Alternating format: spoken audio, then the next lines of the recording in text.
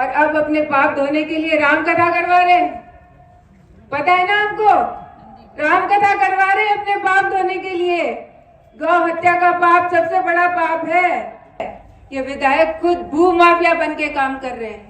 आज अगर वहां पर भीड़ लगी है, आपने देखा होगा मीडिया में उन्होंने बाइट दी थी और कहा था कि जन आक्रोश रैली में इनके जितने लोग हैं उतने तो रोज मेरे घर पे आते हैं। अरे साहब, हमारे पास जो जनता आती है वो अपनी दुख लेकर आती है, अपनी समस्या लेकर आती है। और आपके पास जो विधायक के घर भीड़ लगी है वो भू माफियाओं की भीड़ लगी है, वो बदमाशों की भीड़ लगी है, वो गुंडों की भीड़ लगी हुई है, वो दुखी जनता की नहीं है। जब लंबी की बीमारी आई, आपको ये भी याद रखना पड़ेगा कि हमारे बाड़मेर विधायक जो गौ सेवा आयोग के अध्यक्ष है, गायों की सेवा करी नहीं, कोई दवाई दी नहीं, कोई टीका दिया नहीं, और कहते हुए दुख होता है कि सबसे ज्यादा अगर गायों की मौतें हुई तो वो अपने बाड़मेर जिले के अंदर हुई। और अब अपने पाप धोने के लिए राम कथा करवा रहे हैं। पता है ना आपको, राम कथा करवा रहे हैं अपने पाप धोने के लिए। गौ हत्या का पाप सबसे बड़ा पाप है, ऐसे नहीं धुलेगा। इतनी आसानी से ही आपके पाप नहीं धुलेंगे। ये जनता आपको जवाब देगी, आपके कर्मों का हिसाब ये जनता चुकाएगी। ये जनता आपको जवाब देगी अगले साल। और आपने जितने अत्याचार किए हैं, इस सब का जवाब इस जनता के हाथ में है, इस जनता के मन में है। आज कोई बोले या ना बोले, मन में सबको पता है। ये विधायक खुद भू माफिया बन के काम कर रहे हैं।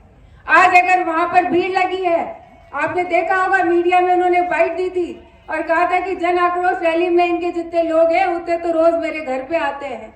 अरे साहब, हमारे पास जो जनता आती है वो अपनी दुख लेकर आती है, अपनी समस्या लेकर आती है। और आपके पास जो विधायक के घर भीड़ लगी है वो भू माफियाओं की भीड़ लगी है, वो बदमाशों की भीड़ लगी है, वो गुंडों की भीड़ लगी हुई है, वो दुखी जनता की नहीं है। दुखी जनता तो आपसे आस हार चुकी है, क्योंकि उनको पता है अगर कोई काम कराना है तो वहां पर चक्कर काटने पड़ेंगे, और चक्कर कटवाने के बाद कहेंगे अपने गांव से लेके आओ 100 लोगों को तो मैं तुम्हारा काम करूंगा। और फिर वो 100 लोग जब जाएंगे तो वो काम जो आपका अधिकार है, वो काम, वो सड़क, वो स्कूल, वो टीचर जो आपका अधिकार है, आपको मिलना चाहिए, वो एहसान के रूप में वो विधायक आपको देते हैं। और फिर कहते हैं कि आओ मेरा स्वागत कराओ क्योंकि मैंने आपको ये काम दिया।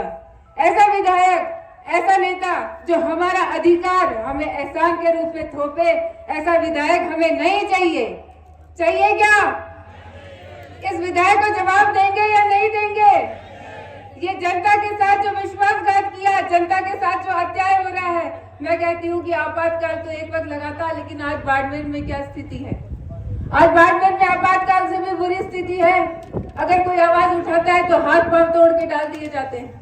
कोई आवाज उठाता है तो उसके खिलाफ FIR दर्ज हो जाती है। कोई आवाज उठाता है तो उसके कोई परिवार में कर्मचारी है तो उसकी तबादला कर दिया जाता है। किसान है, अगर वो कुछ मांग करता है तो उस किसान को वहां पर उसकी जमीन से बेदखल करने का काम कर दिया जाता है। अगर कोई महिला है, अरे महिलाओं की तो बात ही क्या करें, महिलाएं कहाँ सुरक्षित है? राजस्थान में स्थिति देखो, महिलाओं पे अत्याचार की स्थिति देखिए, शर्म आती है। राजस्थान का गौरव, ये राजस्थान की देखिए हमारी मातृशक्ति बैठी है, घूंघट डाले बैठी है। इनके मान सम्मान बचाने का काम आदरणीय प्रधानमंत्री मोदी जी ने किया, घर घर शौचालय की व्यवस्था की, सुकन्या समृद्धि योजना दी। लेकिन इस राजस्थान सरकार ने क्या किया?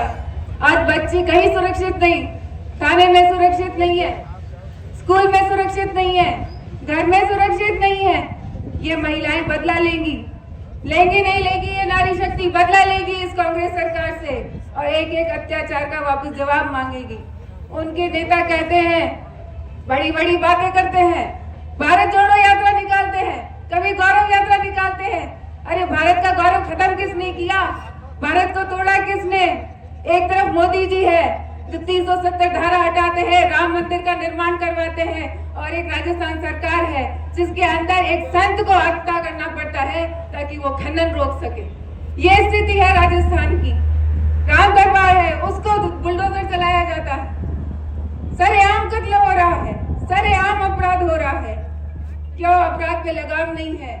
और हमारे युवाओं की तो बात ही मत पूछिए, मेहनत करके जाते हैं, ये सोचते हैं किसान मजदूर हम मेहनत करके हमारे बच्चों को पढ़ाएंगे। बच्चे 3-3, 4-4 साल मेहनत करते हैं, परीक्षा देने जाते हैं, आगे जाके पता चलता है क्या हुआ, पेपर लीक हो गया, पेपर में क्या हुआ, पेपर बिक गया।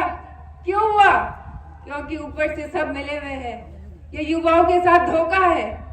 आज ही देखो, अभी पूर्व में भी किसी ने बोला वो पेपर परीक्षा थी 2nd ग्रेड की, आज ये देखो बदला लोगे नहीं लोगे? हाँ वो देखिए 2nd ग्रेड का पेपर था, लीक हो गया। कल हमने कईयों से बात की कि भाई जन आक्रोश सभा में आना है, तो उन्होंने कहा मैडम हम परीक्षा देने गए हैं। अब सोचिए उन परीक्षा गए हुए युवाओं की स्थिति क्या होगी जब उनकी मेहनत पे ये सरकार इस तरह पानी फेरती है।